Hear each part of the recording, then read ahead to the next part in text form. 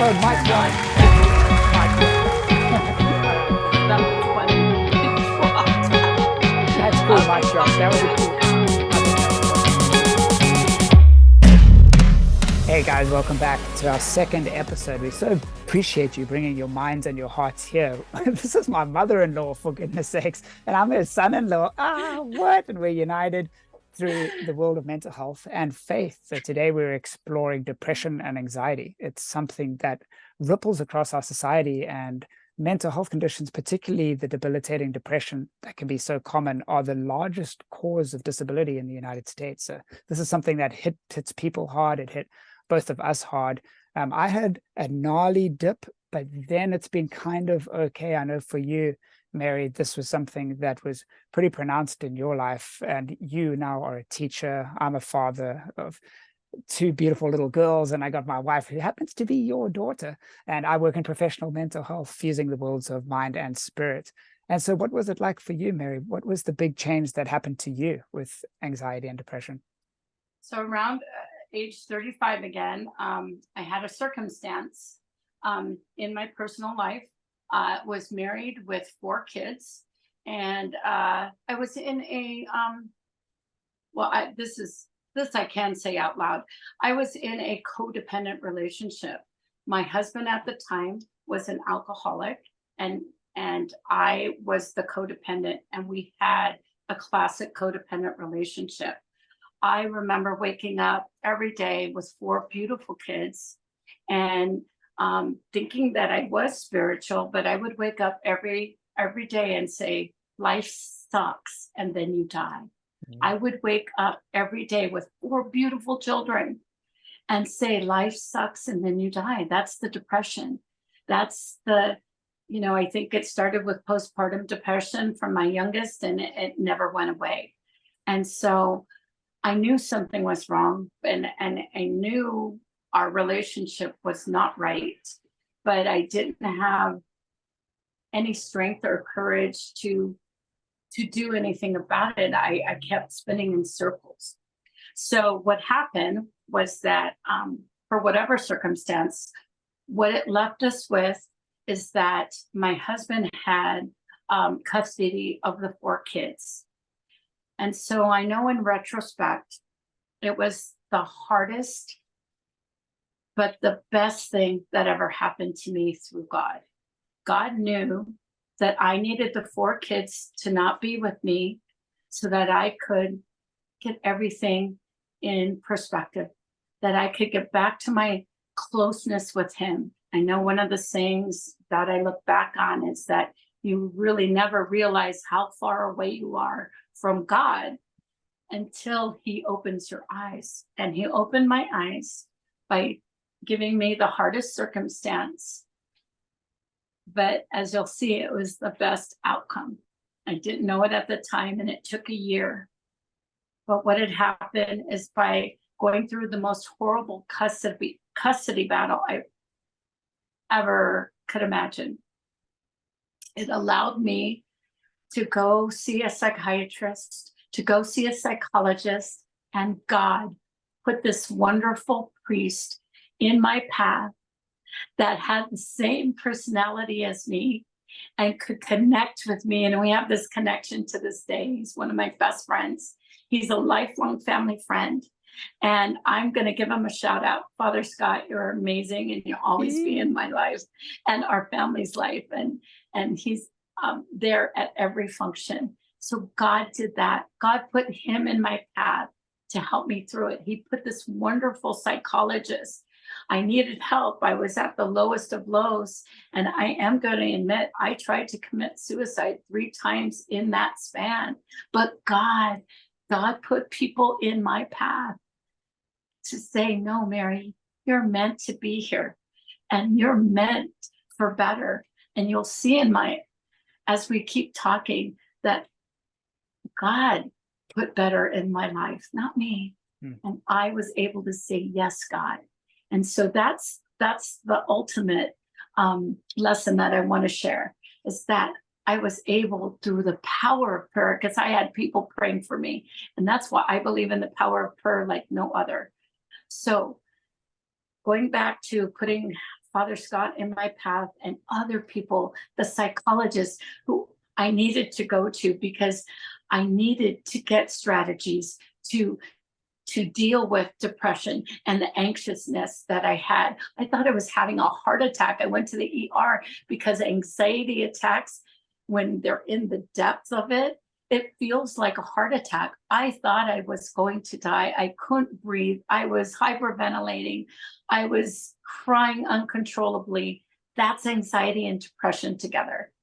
So the psychologist let me pay $10. He said, when you pay $10, because I was working, thank goodness, one of the best jobs I ever had. I got a job at the Wild Animal Park as a tour guide, and that gave me purpose to get money so that it could function, right? Because you still have to function. And so God put things in place. And so the psychologist, I paid $10 a visit, and he said, pay me when you get established. It took 5 years, but I was able to pay him back. So it's people. God puts people in your path, and we need to be those people for others. So that's my, and that's why I, as a teacher, try to be there for others. That's why kindness and gratitude. When I was going through that, one of the best books was the gratitude book, and I'll get the name of the author at our next talk. But opening that book and realizing, still focus on the things you do have instead of the things you don't have. And even in your depths of depression, there's still things to be thankful for. So it's like that rope. You kept putting knots on your rope, and you see the knots of all the goodness. I had 4 wonderful kids. I had a family that was there for me. My sister, her and I, we butt heads all the time, but she was there for me unconditionally. And I will never forget that in my entire life. She showed me what unconditional love is. She let me go in her house, and while we were going through this tough custody battle, she let me live at her house.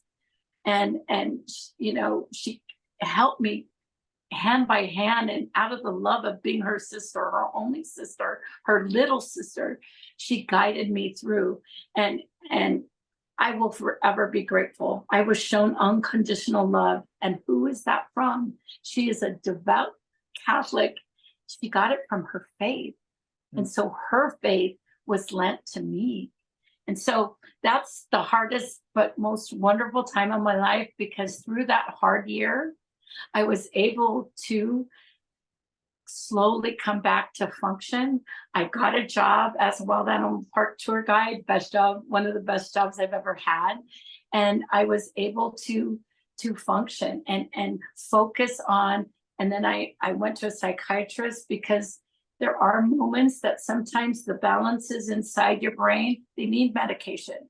And I did it for 6 months, and after that, I never had to be on medication again. But sometimes it depends on your own brain, because medication is needed, and you have to decide with your doctor if that's right for you. It was right for me at the time, and now I have counseling therapy that I go to. I just did another class about over the summer, because I do have that seasonal depression. And so I had to go back and do a mini class, and I was back. So it's something you always have to be aware of. But that's something that I was able to do through that tough time. Get the foundation of what strategies work. So one of the strategies is therapy. And then through that therapy, it gives you tools in your pocket. So now, just like teacher tools in my pocket, I have life skills and life strategies, self-regulation. How am I doing? Checking myself.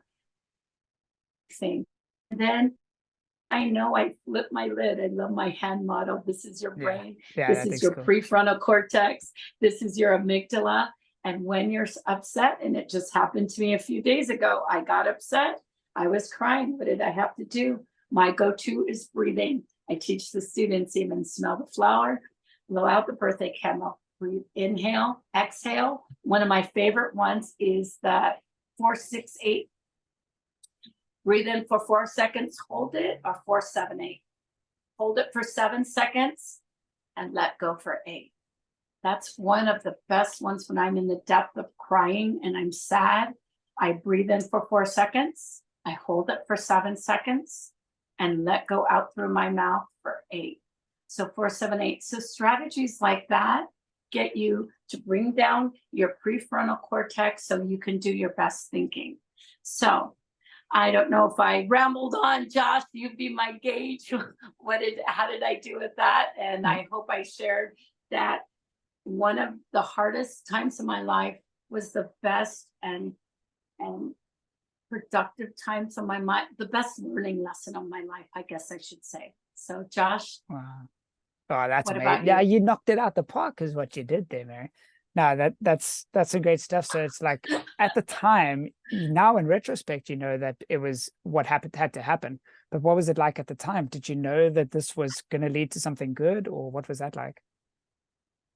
No, and that's where the other strategy of taking 1 hour at a time and the power of now. Now I know with Eckhart Tolle, Yeah. it's the power of now as well. You stay in the moment and you don't, because once you start projecting, that's where you get in trouble with your mind, right? You start thinking and the anxiety comes up and what happens and what happens. No, stay in the power of now, stay with God in this moment, stay here.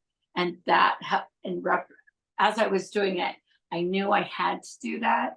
I knew with, and then my relationship with God took a whole different blossom. Hmm. I knew that I kept on visualizing this. I had to Yeah. visualize that I'm in the palm of his hands, even as hard as it was, and how unjust I thought this whole scenario that happened to me was. The bigger picture was more important. So God kept giving me the bigger picture. And of course, Mhm. me being human, I kept wondering. But again, the people in my path, like my sister, she knew I loved plays. She took me to a play. She would have never gone to a play. So that shows you it was God. You know my sister Elda. You know that was God. I'd need to Love go to play her. with Alda. That'd be sweet. Yeah. Yeah, she knew the things that would help me get out of the depths of that deep depression. And so Uh, and my friend Father Scott and my family and just, and seeing the kids every other weekend and my sister making sure, that's why she told me go get a job at the zoo so that when you have the kids you can go to the zoo with them. So we would go to the zoo and the wild animal park every weekend. I had them so that we could have fun together. And so just little things like that. I mean, yeah. it was hard. I miss them. And I didn't know that the retrospect was going, I didn't know the bigger picture, but I just knew I had to take it one day at a time. And that I really focused on when I was going through it. One at a time. Yeah, that's huge. I mean, I like that little visual that you did about the knot and then you climb up the ladder. Yeah. Because sometimes it seems like, geez, I'm never going to get to the top, but a journey of 1,000 miles starts with a single step. And there's this joke actually. There was like a guy who was stuck on the top of a building as this flood was just getting higher and higher and he was going to drown. But God had told him, I'm going to get you out of this, don't worry. So then a speedboat came by and said, all right, we're here to rescue you. Don't worry, you can hop in the boat. He's like, no, I'm all good. God told me he's going to rescue me. And he stayed on the top of the building and it drove away. And then a little while later, this helicopter came and said, all right, we're here to rescue you. The water was getting really close now. And he's like, no, don't worry, I'm all good. God said that he's got me. And then the helicopter flew away. Unfortunately, the water rose and the guy died and he went to heaven and he was like, Lord, what's up? You said that you were going to rescue me. He was like, I sent you a speedboat and I sent you a helicopter. Why didn't you take the little chances that you had? So I think it's really cool that you were able to take Yeah. those. You were able to Gosh, climb that. that's hitting me right there because had I not listened and took what God was sending me, I'd be in a different place. How did you That's know for to do sure. that? Like, what gave you that inner strength, that courage? How did you know to do that? Building my relationship with God through that time, I was able to hear him. Go to Father Scott. Go to your sister. Go. Be where you need to be. How did you hear him? That's How did why. you build that relationship with him? How did you know? In prayer. in prayer. I never missed church. I went to church. I went to daily mass Wow. so I could hear God. So Yeah, you really leaned into him. Yeah. Like when I other people would did. rebel against that, oh, Lord, you're so unjust. How did you make No. it like this? You actually leant into God and then he gave you step by step. And I know, had I not had that hardest experience, yeah, would have been my choice not to go through that. Absolutely. Yeah. But I know that's the way, and I learned. And let's do a quick fast forward. So after that, Bill and I, the custody battle ended up where it was 50-50, and the judge said, Mary, we're going to give you, it was a custody battle, and Mary, we're going to give you the choice. You can stay in San Diego, then the kids are already established here. It was in Palmdale. And so we'll do 70-30, or you can have 50-50 custody. No brainer. I hightailed it back to Palmdale, had my own apartment for 3 months. Bill and I looked at each other and said, the third parties that we had were out of our lives. We looked at each other and said, let's do something different. We we jokingly said, we've ruined our lives. Let's focus on the kids. Let's be a family. He goes, move back into the house, because he worked the graveyard chef. You watch the kids. I'll support all of us, and let's be a family again. We're not a couple, but we're a family. We went back to therapy. We scheduled out like the whole boundary situation of how it was going to work. We had it notarized. So we became a family 3 months after that. Is that not God? That's God. And now I went back, became a teacher. And so I've been a teacher. This is my 19th year teaching. I was an aide before that. So I've been with my school district for 23 years. Life is good. I have four wonderful children and 6 grandbabies and a son-in-law I'm doing a podcast with. Go figure that Pretty out. legendary guy, man. What a blessing that I popped into your life. God hooked it up. But how cool is that? The seed had to break apart. Like that's what Jesus said. Unless the seed dies, the plant can't emerge. So the life that you had to kind of dissolve so that it can come back in a better form. Yes. And is life peaches and cream all the time? No. But is God first and foremost? Yes. Wow. And there's the strategies. The strategies help me with the everyday life. I just cried in the classroom 2 days ago. But I dust it off, give it to God, and move forward. And so that happens. Life is not the kingdom of God. So we still have trials and tribulations, but with all the good strategies of that I've learned through, therapy and other social and emotional learning strategies and all of that, it guides me through and it guides me forward. And so that's the message I think I need to send. How cool is that? Yeah. I mean, if you think about walking is a series of coordinated falls. You fall forward, catch yourself, fall forward, catch yourself.